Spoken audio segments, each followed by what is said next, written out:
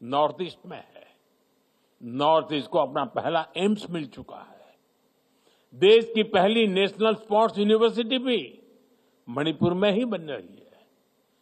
Mary com, वाईचुंग Bhutia, Mirabai Chanu, Lovlina, Sarita Devi, ऐसे कितने ही sports person north east ने देश को दिए हैं।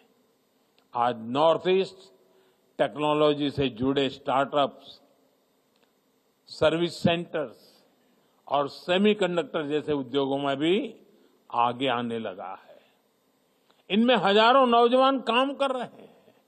यानी विद्या लक्ष्मी के रूप में ये रीजन युवाओं के लिए शिक्षा और कौशल का बड़ा केंद्र बन रहा है। साथियों, अष्टलक्ष्मी महोत्सव नॉर्थ ईस्ट के बेहतर भविष्य का उत्सव है। ये विकास के नूतन सूर्योदय का उत्सव है, जो विकसित भारत के मिशन को गति देने वाला है। आज नॉर्थ ईस्ट में इन्वेस्टमेंट के लिए इतना उत्साह है। बीते एक दशक में हम सब ने नॉर्थ ईस्ट रीजन के विकास की एक अद्भुत यात्रा देखी है, लेकिन यहां तक पहुंचना सरल नहीं था।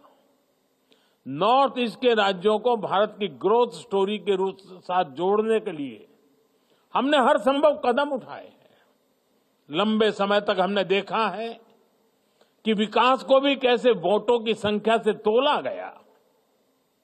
नॉर्थ ईस्ट के राज्यों के पास वोट कम थे, सीटें कम थी, इसलिए पहले की सरकारों द्वारा वहां के विकास पर भी ध्यान नहीं दिया गया।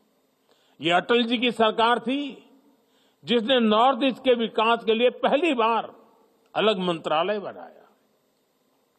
साथियों, बीते दशक में हमने मन से प्रयास किया कि दिल्ली और दिल, इससे दूरी का जो भाव है वो कम होना चाहिए।